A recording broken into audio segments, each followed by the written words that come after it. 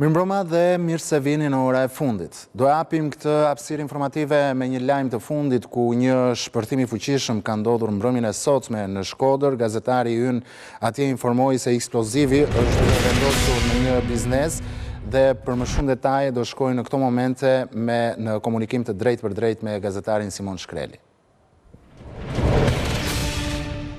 Simon, mirëmbrëma, çfarë ka ndodhur konkretisht? Një sasi lëndë plasëse që dyshohet se është drejtori është vendosur në derën e biznesit i cili merret me printimin e reklamave dhe posterave të ndryshme Lufa Print këtu në Shkodër në pronësi të shtetasit Lulzim Mehmetaj. Na këshirja kamerave të sigurisë nga sa mësohet nga grupi hetimor dhe nga policia e cila ndodhet edhe në ngjarje, kanë qenë 2 persona me motociklet, të cilët janë ofruar, kanë vendosur lëndën plasëse dhe janë larguar pasi e kanë vendosur lëndën plasë, cila ka shpërthyer në derën e biznesit. Dëmet janë të kështu dëme minimale, por shpërthimi ka qenë i fuqishëm sa që është lidhur në gjithë pjesën e qytetit. Është ngritur grupi hetimor, po merren të gjitha kamerat e sigurisë, duke qenë se fare pranë biznesit ndodhet edhe një karburant dhe disa biznese të tjera dhe në kryqëzimet e të cilëve pranë ndodhet në lagjën Skënderbeg edhe në afërsitë të Spitalit Rajonal të Shkodrës, është një zonë e cila është mbikëqyrur me kamera sigurie dhe tashmë kanë filluar atë krehen e zonës dhe gjurmimin e personave, 2 persona me motociklet të cilët janë larguar në drejtim të qytetit të Shkodrës. Nuk dihen arsyet, kemi të bëjmë me një biznes i cili drejtohet nga Lulzim Mehmeta dhe së bashku me bashkëshortën e tij. Është një biznes i suksesshëm, themi kështu, në qytetin e Shkodrës sa i përket printimeve dhe menaxhimit dhe reklamave në qytetin e Shkodrës, persona të cilët nuk kanë konflikte të paktën deri tani edhe ato vetë nuk kanë aq sa jo kanë arritur t'ju thonë grupit hetimor në fillim që nuk është se aludojnë apo dyshojnë tek ndonjë person. Megjithatë, ajo që bëhet re edhe të paktën nga grupi hetimor kemi të bëjmë me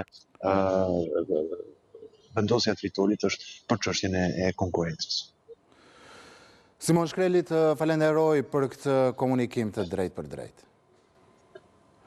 Ndërkohë, 5 zyrtarë të Bashkisë Tiranës janë vendosur në akuzë nga prokuroria së bashku me përfaqësuesit e 3 firmave private, të cilët kanë dëmtuar buxhetin e shtetit duke paguar për punime fiktive të cilat nuk kanë ndodhur. 2 drejtorët e emergjencave civile bashkë me një përgjegjëse sektori dhe 2 punonjës të bashkisë kanë bashkëpunuar me 3 persona privat përfaqësues të 3 kompanive private. Ato kishin fituar tenderin për heqjen e inerteve në 15 pallate të shëmbura në vitin 2021, por rezulton se janë paguar nga bashkia për punë fiktive që nuk janë bërë në realitet. Gjykata e Tiranës me kërkesë të prokurorisë lëshoi masat e sigurisë ndaj 8 personave, mes të cilëve 5 punonjës dhe zyrtar të Bashkisë së Tiranës të akuzuar për falsifikim dokumentesh dhe shpërdorim detyra. Mes të akuzuarve janë edhe 2 drejtorët e emergjencave civile në bashki në periudat të ndryshme, Aurel Çuko dhe Aurel Boriçi, për të cilët u vendos masa arrest shtëpie, si dhe Eleana Guçe, përgjegjëse sektori e politikave të kompensimit të fatkeqësive natyrore. Hetimi ka nisur nga denoncimi i një qytetari për prishjen nga IMT të pallatit të tij pa njoftim dhe pa vendim zyrtar. Në janar të vitit 2021, Bashkia Tiranë ka shembur 6 objekte, përfshirë edhe pallati numër 140. Në mars të vitit 2021, Këshilli Bashkiak miratoi fondin për demolimin dhe evadimin e mbetjeve ndërtimore për 15 pallate, duke përfshirë edhe objektet e demoluara më parë që në muajin janar nga Bashkia Tiranë. Prokuroria tha se Aleksandra Mahmutlari, si përfaqësuese e 2 objekteve dhe mbikëqyrës i punimeve që fitoi tenderin, ka përfshirë edhe objektet që ishin të demoluara që në muajin janar 2021, duke paraqitur rrethana të reme, punime fiktive dhe shkaktuar dëm në vlerë monetare buxhetit të Bashkisë Tiranë me disbursimin e fondeve publike për punime fiktive. Sipas akuzës, dokumenti u artua nga shoqëri Maloku, në cilësinë e sipërmarrësit të punimeve, i cili ka paraqitur të dhëna të reme. Prokuroria tha se Sokolçe Hajaj dhe Regjina Rakipi, në cilësinë e punonjësve të IMT-s pranë Bashkisë Tiranë, kanë hartuar preventivët e punimeve. Ata kanë vepruar në kundërshtim me detyrën dhe rregullat profesionale dhe vete deklarojnë se nuk kanë dalë asnjëherë në teren për të verifikuar gjendjen reale të objekteve dhe se preventivat i kanë hartuar duke u bazuar vetëm në projektin ekzistues të përcjell nga Drejtoria e Emergjencave Civile dhe se nuk mbajnë mend nëse konkretisht pallati numër 140 ka qenë ose jo në listë. Gjatë hetimit, prokuroria tha se Fatmir Firi, në cilësinë e administratorit të Arbetrans 2010 SHPK e Klaiger Konstruksion SHPK, ka konsumuar elementet e veprës penale të falsifikimit të dokumentave. Akti i ekspertimit grafik provoi se Aurel Çuko, drejtori i përgjithshëm i emergjencave civile, Aurel Boriçi, drejtori i Drejtorisë së Emergjencave Civile, Eleana Guçe, përgjegjëse sektori e politikave të kompensimit të fatkeqësive natyrore, kanë konsumuar veprat penale të falsifikimit të dokumenteve dhe shpërdorimit të detyrës. Roli i tyre ka qenë i ndërlidhur drejt për drejt me hartimin, nënshkrimin dhe përdorimin e dokumenteve zyrtare që lidhen me aktin e dorëzimit të sheshit të ndërtimit dhe me dokumentacionin vijues të punimeve për pallatin numër 140 dhe pallatet e tjera, objekt i kontratës. Kryeministri Edi Rama kryqëzon shoqatën e gjyqtarëve, e cila që pakdir e sulmoi atë. Rama u tha gjykatësve që prej 10 vjetësh është në luftë jo me ta, por për ta. Ai la të kuptoj se në fakt presion po bën gjykatësit mbi kushtetuese, ku ka ndërguar kërkesën që të ushtohet rroga mujore me 1.600 euro plus në muaj, ndërsa prokurorët e SPAK pagesë mujore 10.000 euro. Ndërsa kryeministri e bëri të qartë se nuk do të toleronte ndërhyrje të tjera të drejtësisë në punët e qeverisë. Shoqata e gjyqtarëve të Shqipërisë ka kritikuar qëndrimet e kryeministrit Edi Rama për padinë e tij në gjykatën kushtetuese, ku kërkon heqjen e pezullimit të zëvendës kryeministres Belinda Balluku, me argumentin se cënon garancinë e imunitetit të antarit të Këshillit të Ministrave dhe parimin e ndarjes së pushteteve. Por i menjëhershëm ishte reagimi i kreut të qeverisë. Rama mohoi të bëhet fjalë për presion ndaj gjyqtarëve, ndërsa i kujtoi këtyre të fundit se kush i sulmon dhe kush i mbështet. Ose nuk e din kuptimin e fjalës presion, sepse nuk e kam parë të ankohen për ca të tjerë që prej vitesh u këndojnë librin e shtëpisë njerëzve të drejtësisë, ose din që kur ankohen për mua, nuk u hyn gjemb në këmbë sepse unë jam ai që kam 10 vjet që nuk luftoj me ta, por luftoj për ta. Madje duke i përtypur në heshtje, si çështje të pavarësisë reale të shpallur botërisht me reformën në drejtësi, edhe jo pak lajthitje të dhimbshme të gjyqësorit në dëm të lirive të drejtave të njerëzve të këtij vendi dhe të interesave të këtij shteti. Ndërsa në një reagim të dytë, Rama thot se prokurorët dhe gjyqtarët e SPAK po tentojnë një tjetër rritje page me 3.100 euro plus në muaj, por në dallim nga hera e parë, tashmë ai nuk do të hesht. Po, asnjë shaka. Detin ku aktualisht marrin 6.130 euro në muaj, tani duan që t'u kthejnë në kozë gjykata kushtetuese me 3.100 euro plus, e si përfundim të marrin 9.230 euro në muaj. Rama nënvizon se ai do të vazhdojë të ndajë me publiku në opinionin e tij për çështjen ku është palë, pasi funksioni që mbulon është goditur në pavarësinë e vet nga një prokuror dhe gjyqtar, ndërsa pushteti ekzekutiv rrezikon të gjymtohet në të ardhmen për shkak të atij vendimi. Gjykata e Tiranës dënon me 16 vite burg Mario Përlleshajn, adoleshentin që vrau bashkëmoshatarin e tij Martin Cani një vit më parë. Në një rast të rrallë, gjykata ka rrëzuar pretencën e prokurorisë, e cila kishte kërkuar dënim vetëm për një mazë dhe vite më pak burgu. Dënimi i Përlleshajt u dha për 16 vjet dhe për 2 vepra, çka dëshmoi se kur gjykata bën punën e vet, edhe drejtësia vjet në vend. Gjykata e Tiranës ka dënuar me 16 vite burg autorin e vrasjes së Martin Canit pranë shkollës Fan Noli një vit më parë. Mario Përlleshaj u shpall fajtor për 2 vepra penale, vrasje në rrethana të tjera cilësuese ndaj Martin Canit, si dhe vrasje në rrethana të tjera cilësuese mbetur në tentativë ndaj Luis Meçajt, që mbeti i plagosur. Konkretisht, Përlleshaj u dënua me 12 vite burg për vrasjen e Martinit dhe 10 vite për tentativën e vrasjes së të miturit tjetër, por në bashkim të dënimeve përfundimisht u dënua me 16 vite heqëlirie.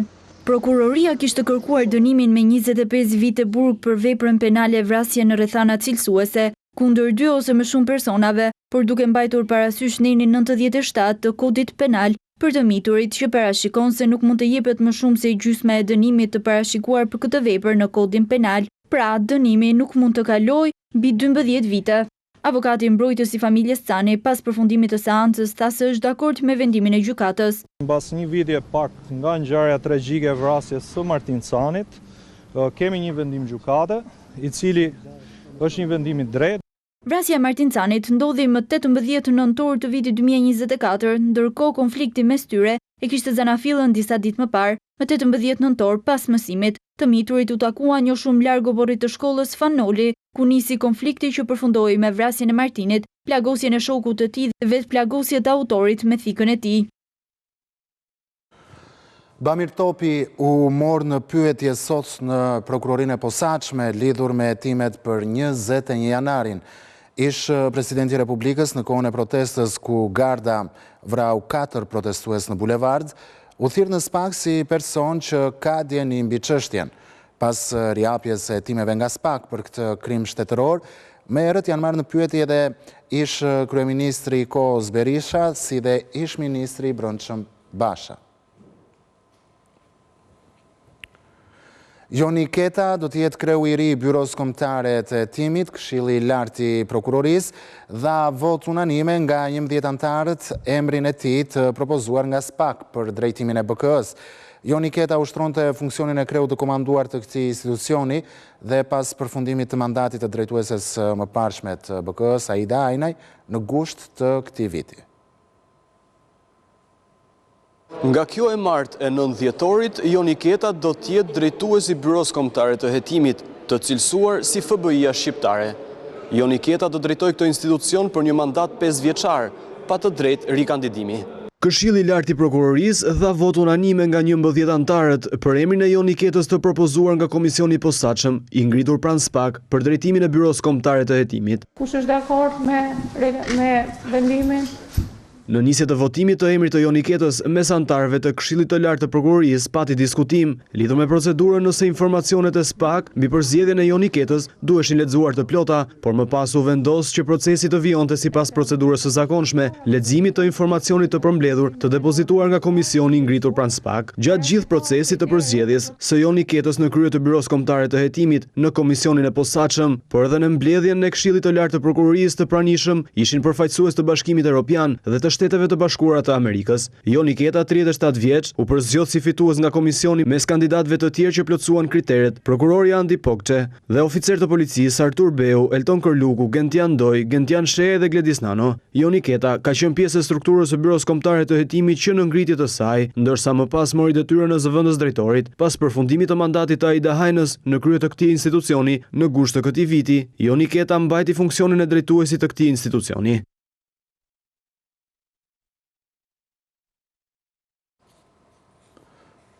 Mirë, do flasim për të tjera zhvillime ku Fiona Papajorgji është e vetmja mes trupës së 8 gjyqtarëve kushtetues që kërkon karrigen e kryetares në të cilën më parë ishte Holta Zaçaj. Sot ishte afati i fundit kur gjyqtarët mund të shprehnin interesin për të kandiduar për kryetar të kushtetueses për një mandat 3 vjeçar dhe tashmë do të jenë antarët e kësaj gjykate që do të votojnë për të dhe për të konfirmuar duhen së paku 5 vota.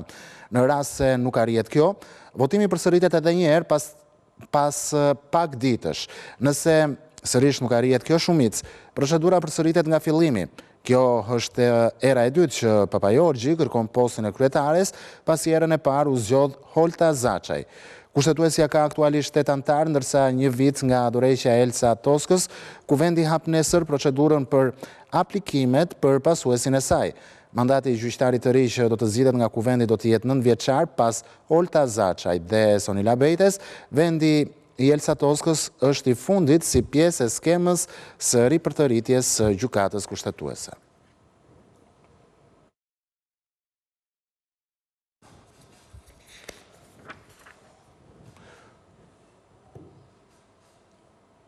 Komisioni i Ekonomisë ka miratuar rishikimin e ligjit për koncesionet dhe me ligjin e ri, institucionet do të detyrohen të bëjnë publike çmimin e ofertës, listën e çmimeve, informacionin lidhur me kriteret e përzgjedhjes së ofertës, dokumentet publike, ndërsa është hequr oferta e pakërkuar.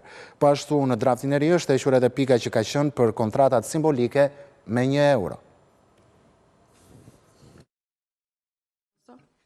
Në Komisionin e Ekonomisë po diskutohet projekt ligji I cili parashikon kufizime të reja dhe më shumë transparencë për lidhjen e kontratave PPP.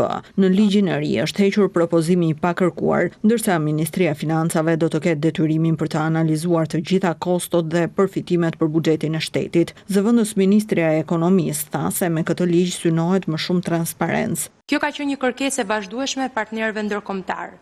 Së dyti, përfshihen rregulla të qarta për pjesëmarrjen e njësive të vetëqeverisjes vendore në projekte koncesionit dhe partneriteti publik-privat, duke vendosur kritere detyruese dhe mekanizma koordinues në nivel qendror për të shmangur mbi ngarkesën fiskale dhe për të garantuar zbatimin uniform të ligjit në të gjithë vendin. Së treti, riformohet roli I Atrakos, e cila është agjencia e trajtimit të koncesioneve, e cila parashikohet të transformohet në një agjenci me rol kryesisht këshillues dhe mbikëqyrës. Ajo nuk do të jetë më pjesë e komisioneve të vlerësimit, po do të marrë përgjegjësinë për hartimin e studimeve të fizibilitetit dhe për mbikëqyrjen e njësive të reja të zbatimit të kontratave pranë çdo autoriteti kontraktues. Në ligjin e ri do të hiqen gjithashtu kontratat simbolike me €1 dhe do të detyrohen institucionet që të bëjnë publike çmimin e ofertës. Listën e çmimeve si dhe informacionin lidhur me kriteret e përzgjedhjes së ofertës apo dokumentat publik. Drejtoresha e Agjencisë së Prokurimeve Publike Reida Kashta tha se të gjitha këto elemente janë të rëndësishme në kuadër të integrimit në BE.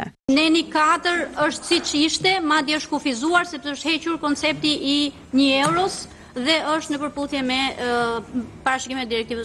parashikimet e direktivës përkatëse të Bashkimit Evropian. Dhe në fakt në këtë ligj ka sanksione që vendosen nga Ministria e Financave ose nga institucioni përgjegjës për koncesionet në rastet e mos raportimeve dhe mos përmbushjes së detyrimeve gjatë zbatimit të kontratës. Pra ka sanksione në ligj nga dy institucione, nga Ministria e Financave dhe institucioni përgjegjës për koncesionet të parashikuara me ligj, madje edhe nga Komisioni Prokurim Publik në rast se ka probleme me komunikimin gjatë ankesave në proces.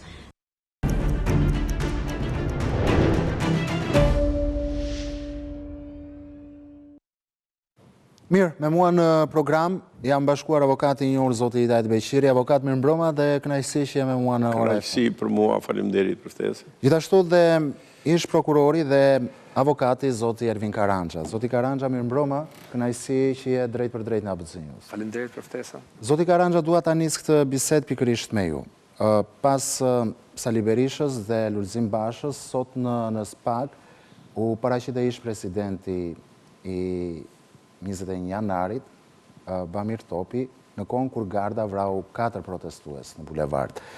Si ish prokuror në fazën e parë të hetimeve për këtë çështje, nuk e di si e konsideroni ju këtë zhvillim të fundit.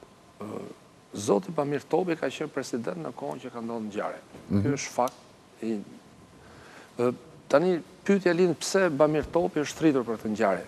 Të gjithë jemi ndjeni për një libër I cili ka dalë në vitin 2018, në një kohë që çështja e 21 janarit dihet çështja e mbyllur, sepse ishte mbyllur nga gjykatat, dhe Bamiri bëri një libër. Midis tjerëve, është një autobiografi për jetën e tij, për ngjarjet, flet edhe për 21 janarin. Dhe për 21 janarin, po të kemi parasysh, flitet për ngjarjet mas ngjarjes datës 21 janarit, flitet për datën 22 për një takim në Zyrë që ka pasur me ish prokurorën e përgjithshme Ina Rama, ku kjo I kishte shprehur disa shqetësime në lidhje me hetimin, dhe në datë 23 flitet ditën e diel në mëngjes për një takim të presidentit të Republikës me ish ministrin e Brendshëm Lulzim Basha. Ku Lulzim Basha I shprehte, domethënë I thoshte presidentit që të kishte ndikim, që të ushtronte ndikim tek prokurore e përgjithshme për çështjen për urdhat e ndalimit ndaj 6 gardizëve, po të kemi parasysh që dolën 6 urdha ndalimi. Kjo është pak a shumë është pyetur për këtë ngjarje, sepse është e vetmja, domethënë është dhe libri, sepse ai I qëndron librit, vetëm po të thotë që nuk është e vërtetë, pra ka qenë libri I cili e ka çuar në këtë pikë që t'japi dëshmi. Tani kjo mendoj unë se ne diskutojmë nga çka ka dalë në publik, e para do sqarohet nga hetimi, do sqarohet, domethënë nëse për këtë bisedë Bashës ka informuar apo ka komunikuar me Ina Ramën apo jo? E para, që duhet e dyta duhet sqaroj pozicionin, sepse prokuria dhe presidenti janë dy institucione të pavarura. Shkon ministri Brendshëm, shkon te presidenti, thotë ndiko tek prokurori përgjithshëm. Dhe kjo është ndikimi i palishëm, sepse duke qenë një institucion i pavarur, nuk mund të shkojë një institucion tjetër mbi ndikimin e ministrit të Brendshëm. Konstatojmë për fat keq, konstatojmë dhe konstatimet tashmë të gjykatës lartë dhe gjykatës Strasburgut, ku thuhet që nuk janë hetuar zyrtarët e lartë. Pra, ky takim i Lulzim Bashës me presidentin e Republikës ka sjellë pasojat. Pra, nuk është pyetur, domethënë nuk janë hetuar zyrtarët e lartë. Dhe në një farë mënyrë i është arritur qëllimi i takimit. Pra, moshetimi i zyrtarëve të lartë dhe kjo sjell dhe pasoja. Pra, nuk është thjesht një takim që nuk ka sjell pasojë, se ka dhe ndikim pa pasojë. Po kemi pasojë sepse nuk janë hetuar zyrtarët e lartë, duke filluar nga ministri i Brendshëm, i cili konstatohet nga gjykata e lartë dhe nga gjykata e Strasburgut. Dhe këtu është fillimi i hetimit, që pse nuk janë hetuar zyrtarët e lartë, dhe kjo ndoshta t'jep edhe një farë përgjigje për ngjarjen e ndodhur. Diçka tjetër është që do dalë nga hetimi, që del dhe nga libri. Prokurori përgjithshëm tregon që ka pasur dieni të plot akses të çështje. Pra ka qenë drejtori çështja nga ajo vetë, ndërkohë që çështja ka qenë prokurori i Tiranës. Kjo tregon dieninë e plot, veprimet që janë bërë, pra janë qenë çdo gjë është bërë në dieninë e plot të prokurores përgjithshme. Pra dhe moshertimi i zyrtarëve të lartë është bërë me dieninë plot. Duke nisur dhe se kemi diskutuar dhe herë tjetër takim, dhe që kemi diskutuar, kjo është pra shkon ministri i Brendshëm, shkon te presidenti, ndikon tek prokurori i përgjithshëm. Kemi edhe një kthim qoke, ose si ta themi, Ina Rama është emëruar në KPA me votën e Lulzim Bashës. Kjo të shit duhet hetohet. Spaku përveç tyre duhet marrë edhe proces verbalin e mbledhjeve në komision ligjeve kur zgjedh. Çfarë qëndrimi ka marrë Partia Demokratike në zgjedhjen e këtij mos dhe Lul Basha, çfarë qëndrimi është marrë? Sepse tash zgjedhjes Ina Ramës. Sepse i bi, kemi diskutuar dhe herë tjetër që është edhe çështja Durrës Kukës, që ka qenë një çështje me një vlerë shumë të madhe dëmi ndaj buxhetit shtetit, kur ministri i transporteve ka qenë Lulzim Basha, po për shkaqe procedurale, kjo çështje është nxjerrë jashtë afatit nga Ina Rama. Pra, duhet pyet dhe presidenti, duhet sqarohet nga hetimi, ka shku dhe për të çështje. Pra po thua që SPAK duhet të pyes presidentin edhe për çështjen. Po pra edhe për çështjen, sepse çështja Durrës Kukës është 21 janari promovimi dhe ai që diskutuam që flitet edhe për banesën që ka marrë Ina Rama nga një bashkëpronar, domethënë i një gardisit 21 janë, janë çështje që duhen parë në prioritet, sepse në lidhje në koneksitet me njëra tjetrën tregojnë që nuk është bërë hetimi jo nga pakujdesia, ose jo nga neglizhencë, ose nga paaftësia, por mos hetimi 21 nga prokurori i përgjithshëm është bërë me qëllim. Pra kemi një anë subjektive, siç e di dhe avokati, është dashje direkte, shkatrimi i çështjes. Avokat, nuk e di si e mendoni ju, nuk e di nëse e mendoni njësoj si ish prokurori Karanja, por mi të gjitha, a mendoni se SPAK duhet priste ka gjatë për të thirrur ish presidentin Bamir Topi për ngjarjet e 21 janarit, kur dihet se ai mund të ketë informacione dhe prova pasi institucionet e vendit në atë kohë patjetër që i kanë raportuar presidentit. Po, kjo është e vërtet. Po SPAK kështu e ka marrë zvarr këtë punë. Domethënë, duket sikur në çdo një muaj duhet të theresi një sa për të bërë show, domethënë hyrje, dile e tjera, edhe nuk po bën në hetim intensiv. Edhe po e zvarrit kaq shumë çështjen e 21 janarit, kur faktikisht me këtë duhesh marr tepër seriozisht. Po për sa i përket këtij librit që ka bërë Bamir Topi, këtë ne kemi paraqitur ne si provë. Domethënë, ne në emër të familjeve të viktimave e kam çuar unë këtë provë, sikur se kam çuar edhe një libër që ka shkruar edhe Fatmir Gjafa për 21 janarin, si ka përshkruar ai gjërat. Në këtë libër, në fakt, ky nuk është roman. Ky është një libër analitik dhe aty ka me data, me orë, me tjera, që i tregon presidenti i Republikës. Kuptohet, aty ka shumë gjëra që nuk thuhen, sepse përbejnë edhe sekret shtetëror. Por problemi është që ish presidenti i Republikës, ai, domethënë, është thirrur jo thjesht dhe vetëm çka ka shkruar në atë libër, por edhe për çfarë informacione ai ka patur para ngjarjes, domethënë para se të bësh protesta, dhe ka patur informacione, sepse janë disa shërbime, shërbimi informativ shtetëror, shërbimi informativ i ushtrisë, por edhe shërbimet tjera, do më thënë të policisë, shtetit e vini në DNI, e kanë vend DNI, se ishte kryetar, do më thënë, jo vetëm kryetari shtetit, por edhe Këshillin e Sigurimit Kombëtar e drejton presidenti i vendit, kështu që ai, do më thënë, ka patur informacion të madh në drejtim, edhe për ditën e ngjarjes, po edhe çka ka ndodhur pas ngjarjes. Kështu që ne nuk e dim se çfarë ka thënë ai konkretisht në atë kuadrin e 1 ore e gjysmë që është pyetur. Po problemi është që mendoni se presidenti ka informacion se kush e ka dhënë urdhrin për të goditur? Po presidenti si jo, se ai në linjat e veta të informacionit i ka patur, sidomos basi ka ndodhur ngjarja, edhe kur i kanë shkuar këta, i ka shkuar Lulzim Basha e të tjerë, ai ka bërë biseda me ta, se është ministri i brendshëm, nuk ka thënë vetëm ato që thot në libër. Ata kanë folur faktikisht edhe për gjëra të tjera dhe e ka marrë vesh situatën, çka ka ndodhur, si ndodhi, kush i dha urdhrin e kush nuk i dha. Sikurse ata njerëz që ishin edhe që kanë qenë dhe pranë presidentit të Republikës dhe që e informonin këshilltari ti për sigurinë kombëtare, këshilltari ti që mburonte shikun e tjera me radhë, të gjithë këta njerëz kanë para të ditë ecje jaket e komandantit gardës të Zyra e Berishës, hyrë në zyrë të Berisha din në zyra, hyrë në zyrë din në zyra, edhe këta prokurorët kur kanë bërë hetimin e tjera, këto u kanë dalë këto gjëra atyre. Kështu që të gjitha këto pa përjashtim, domethënë, dhe mendoni se sot në SPAK ish presidenti i Republikës zoti Bamir Topi e ka thënë se kush e ka dhënë urdhrin?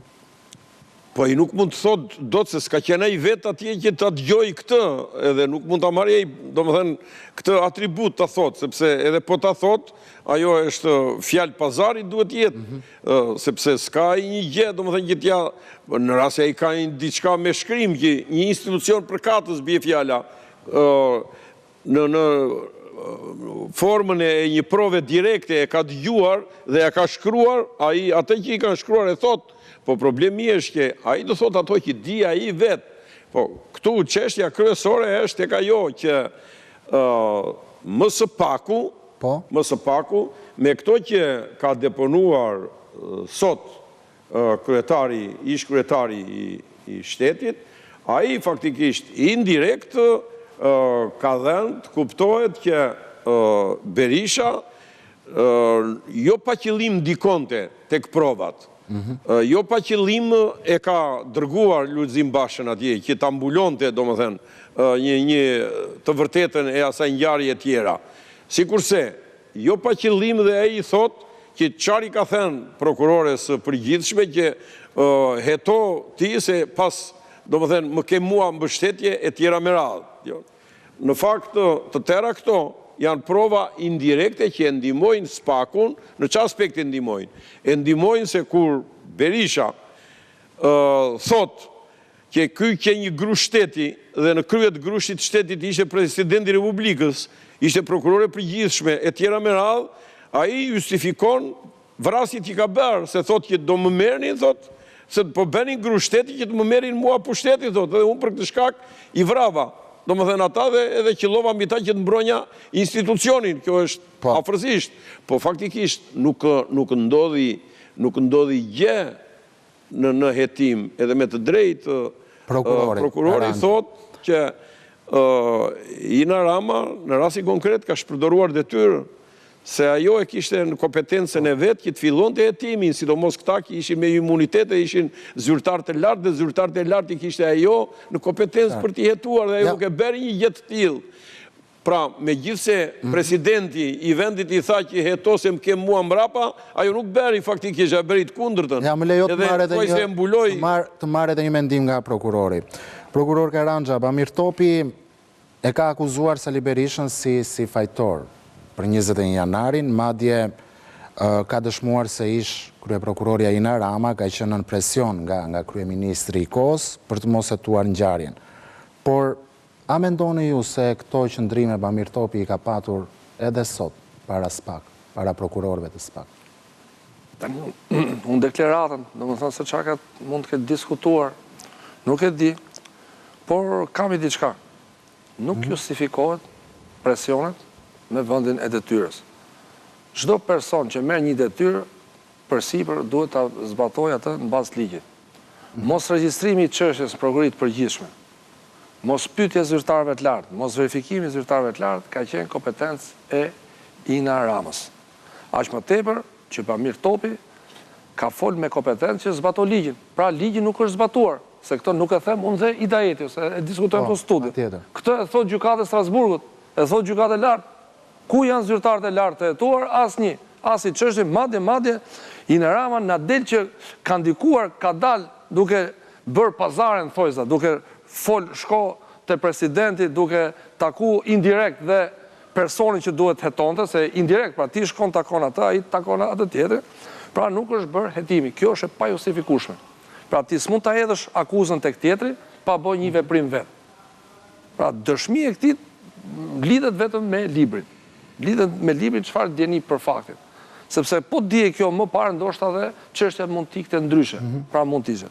Pra mendoj ky takim dhe këto gjithë janë një, si të them, thënie të cilat nuk janë të vërteta. E vërteta është vendimi i gjykatës së lartë dhe vendimi i gjykatës së Strasburgut, që zyrtarët e lartë nuk janë hetuar. Pra nuk janë hetuar. Deklaratat politike me tendencë politike janë gotë bosh, si të thosh. E vërteta është marrë e provë siç po bëhen hetimet sot. Kjo është procedimi penal, pyetje në kohë, sepse nuk mund pretendojmë tash Lul Bash do të ishte pyet që para 15 vjetësh, pse nuk është pyet? Sali Berisha do të ishte pyet para 15 vjetësh, pse nuk është pyet? Tabulate telefonik, dhëna, nëse kishte vend për marrje për heqje imuniteti, duhet kishte proceduar dhe me imunitetin, siç u proceduar me 3 deputetë të opozitës. Siç jemi ndjenit 3 deputetë të opozitës, ju hoq imuniteti për të hetuar për organizimin e një sinjatarit. Dhe sipas jush pse nuk janë pyetur para 15 vjetëve? Si Berisha, si Basha? Indirekt mund del që kjo bisedë, pra Bamiri i ka transmetuar Ina Ramës dhe Ina Rama nuk ka bërë detyrën. Te këta duhet gjetë pse s'ka nis hetimi që atëre. Të mos ta hedhim topin tek tjerët, që jo s'mla. Nëse s'la të dokumentohet çfarë ka ndodhur që nuk hetove çështjen.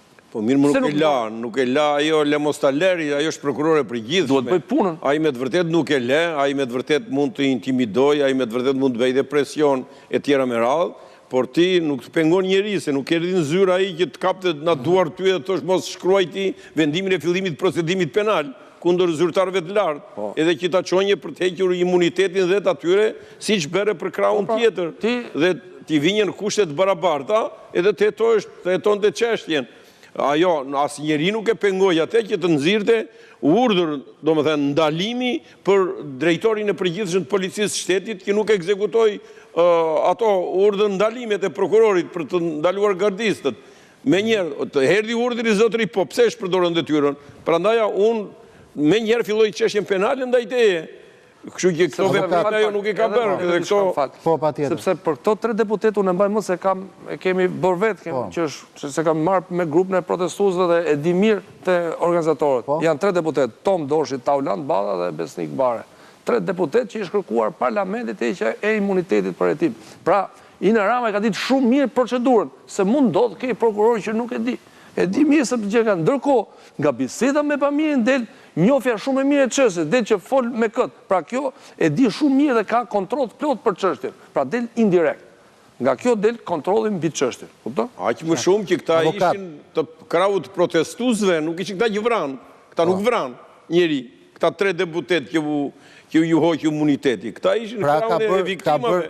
është bërë e kundërta, po thoni, por për ta mbyllur avokat, ju jeni autori padis që u bë shkak për rjetimin e çështjes 21 janarit, pas vendimit të gjykatës së lartë dhe më pas edhe Strasburgu, nga padia që ju bët e cilësoj si krim shtetëror të pahetuar. Por, cila mendoni ju se është prova më e fortë në këtë dosje për rolin e Sali Berishës? Po është provat janë zinxhir, një zinxhir i madh që bashkojnë hallkat e zinxhirit, edhe krijojnë të tërën.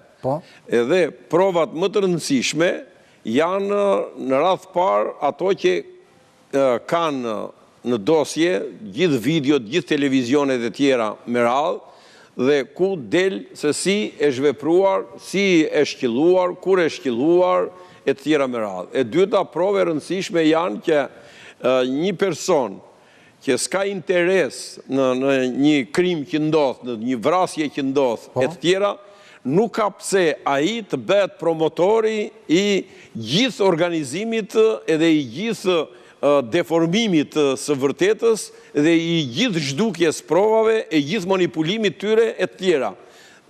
Dhe manipuloj pra me kamerat i zhduku serverat, manipuloj, sigur Gjoja kishë vrar njeri tjetrin me ta shluquajturat çadra pistolet, edhe stilolepsat thik me helm, manipuloj me ekspertët atje që e nëzorën aktin e ekspertimit që qitje është nga afer dhe i manipuloj mjekët e vetë edhe i ngritit dhe në përgjegjësi pastaj njerin deputet Berat e tjetrin e caktoj për kryetar bashkia atje s'kish pse i bende të gjitha këto gjëra edhe prove fuqishme është fakti që të gjitha që kanë deklaruar se ajo ishë një masakre, kemi thënë këtë gjë, se ne abuzojmë në njerë, jo ne e kam fjallën edhe të tjerët, kur thonë, po u vranë 4.